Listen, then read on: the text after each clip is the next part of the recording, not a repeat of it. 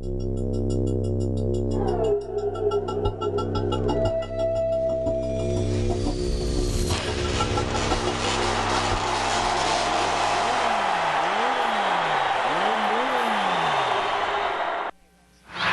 Force Major Paul Max Moga from Air Combat Command's 1st Fighter Wing, and I fly the world's most advanced combat fighter, the F-22 Raptor. 3, 2, 1.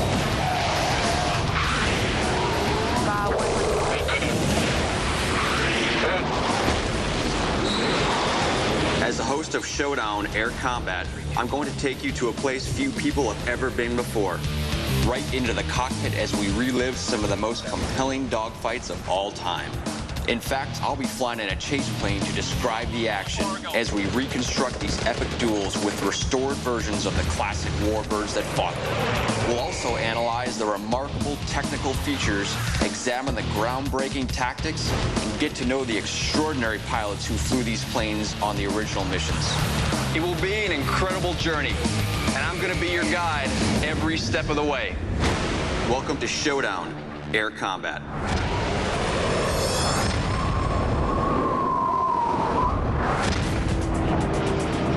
A pair of F4U Corsairs charge into a formation of Mitsubishi Zeros over the Japanese stronghold of Rabaul. Despite sending some of the enemy fighter planes down in flames, the Corsairs are quickly overwhelmed by a second group of Zeros. The F4U is one of the best fighter planes of the war, and at the controls of the lead Corsair is one of the best fighter pilots of the war, Pappy Boyington. But as the action gets hotter, even Pappy seems to be losing ground to the still dangerous Zeros. In this dogfight, it looks like Pappy and his Corsair have got their backs to the wall. You know, great fighter pilots are often thought of as a breed apart. Fearless knights of the sky, battling in heroic single combat with the enemy. But although in many ways combat pilots are a little bit different, at least some of that image is a myth. Speaking from just a little bit of personal experience, those fighter pilots are hard-working, dedicated professionals who know the value of teamwork. Yet of all the great fighter pilots, one who fits the popular image to a T was Gregory Pappy Boyington. Individualistic, insubordinate, hard-fighting, and hard-thinking, he lived life as fast as he shot down Japanese planes. Pappy scored most of his victories while flying one of the best combat aircraft of World War II, the F4U Corsair. With speed to burn, the Corsair was so deadly that Japanese pilots nicknamed it Whistling Death. But even late in the war, the Japanese Zero was still a formidable foe. It showed just how formidable on January 3rd, 1944. When Pappy tangled with a group of Zeros in the most dramatic and dangerous dogfight of his life. By early 1944, things are looking up for U.S. forces in the Pacific Theater. In the South Pacific, U.S. Army, Navy, and Marine Corps units are closing in on a key enemy bastion. The main Japanese base in that theater was Rabaul, which is at the northern tip of New Britain, northwest of the Solomon Islands chain. The strategy was to march up the Solomon Islands to Rabaul. It boasted a lot of air defenses, a lot of air power. The bulk of the defensive air power at Rabaul is supplied by the venerable Japanese Zero. Flat out the best fighter in the Pacific during the beginning phases of the war, the Zero is by now starting to show its age. The Japanese have made some improvements to the plane, but the latest U.S. designs have significantly closed the performance gap. Among the very best of these new American aircraft is the chance-bought F4U Corsair. It's the first single-engine U.S. fighter to exceed 400 miles per hour in level flight, achieving this distinction as a prototype in 1940. By comparison, even in early 1944, the most recent models of the Zero are still only in the mid-300s in terms of top speed. A big reason for this is the engine technology. The Japanese engine technology wasn't quite up to the par of what the U.S. had. The U.S. was already developing 2,000 horsepower class engines by 1940, so they were designing aircraft around engines of that much power by around that time, 1940-41. The Japanese don't get around to developing a similar powered engine until 1942, and so they're always trying to do more with less. For example, the Zero had an engine that was rated for about 980 horsepower. If you want good performance with an engine of only 980 horsepower, you got to give up something. And what the Zero lacked was armor plate, self-sealing fuel tanks. In the hands of a good pilot, it was a great machine.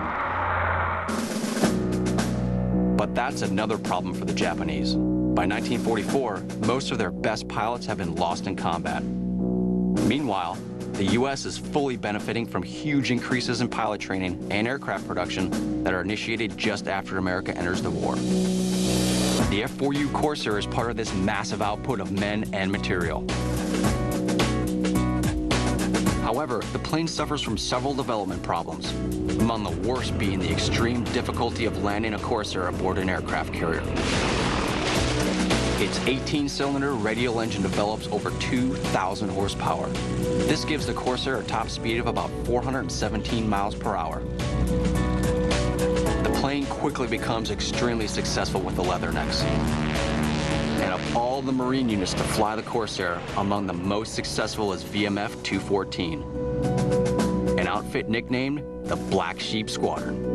It's commanded by a pilot who will ultimately become a legend, Major Gregory Pappy Boyington. Gregory Boyington arrived in the Pacific among a large group of replacement pilots. These were just pilots that were sitting in pools waiting for squadrons to open up for them to build. Boyington was at a commanding officer level as far as rank was concerned, and there were a group of pilots there, and what they essentially did was assume the number of VMF 214. As all squadrons do, they wanted to have an identity. Initially, the pilots of VMF 214 want to call themselves Boyington's Bastards. But figuring that won't sit too well with the brass, they settle on the less provocative name, the Black Sheep. And they had an insignia with a black sheep, with a Corsair flying over it. And really the Black Sheep indicated that they were mainly replacement pilots. And so they did not have a home when they were formed. However, this does not mean that all the Black Sheep are rookies. In fact, Boyington himself has already claimed 6 kills while serving in China as part of the famed American volunteer group known as the Flying Tigers. Several members of Boyington's new squadron also have at least some combat experience. They had kills between them, and so it wasn't like it was an inexperienced group of people that he was assuming command of. There were some who were fresh out of training back in the States, but there was a small group in there that could really form some good leadership and really make it an effective squadron. Under Boyington's command, the Black Sheep quickly become a key unit, spearheading the aerial assault on Rabaul. And there were intense air battles over Rabaul, some of the most heated in the Pacific War. Now, Boyington's career was leading his squadron and leading strikes to support the bombardment of Rabaul in the attempt to neutralize it, and it was very much a target-rich environment for them. But the Corsair drivers can also be targets for the swarms of Zeros helping to defend Rabaul. So just who has the upper hand in this contest? To answer that question, let's take a look at the technical features of both planes. The Mitsubishi Zero is 29 feet 9 inches long, with a wingspan of 39 feet 4 inches. Its 14-cylinder radial engine develops over 1,000 horsepower. This gives the latest models of the Zero a top speed of about 350 miles per hour. The F4U-1A Corsair is 33 feet 4 inches long, with a span of 41 feet. Its Pratt & Whitney R2800 double WASP engine generates 2,000 horsepower. This drives the Corsair to a top speed of around 417 miles per hour and a ceiling of almost 37,000 feet. From this comparison, it's easy to see that the Corsair has a huge edge in both horsepower and speed. But the Zero still has some advantages of its own. Let's take a look at the real planes. and see what they've got. So this is my first time in a Corsair cockpit, and really the first thing that I recognize is that I'm sitting pretty high up, but most significantly, I'm sitting pretty far back from the prop. And I mean, I can see how this would have presented some unique challenges to the pilots that were trying to land this aircraft on an aircraft carrier, because at a certain point, you won't be able to see the wires. So you just got to kind of trust in God that you're going to hit them. As far as the cockpit itself, man, it is really laid out very, very nicely. And it all makes sense to me. You know, you've got the throttle and the prop and the mixture over here on the left. You've got the gear handle, you've got the flaps, you've got the RPM, the altimeter, the manifold pressure. All your gauges are laid out in front of you, and you sit at a pretty good height. So you've got some good visibility when you're looking around trying to scan the horizon for bandits.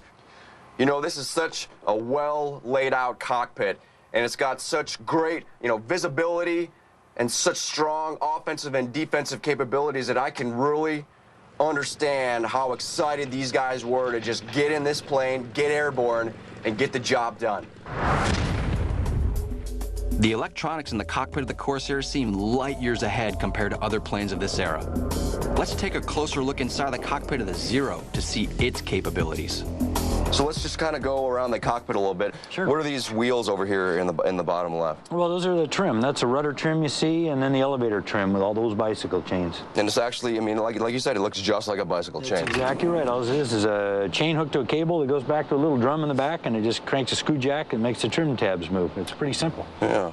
And Sitting in the cockpit of the Zero, it feels antiquated and out of date compared to the Corsair. It's hard to believe they battled against each other in the same war.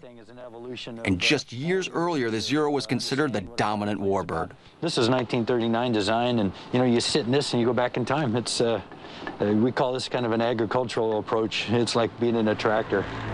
A tractor that can fly, and one of the greatest fighter planes of its era. But all that means absolutely nothing to Pappy Bollington during his dogfight in 1944. All he wants is to whack some Zeros and get home alive. To do it, he'll need every technical capability his F4U Corsair has got. And then some.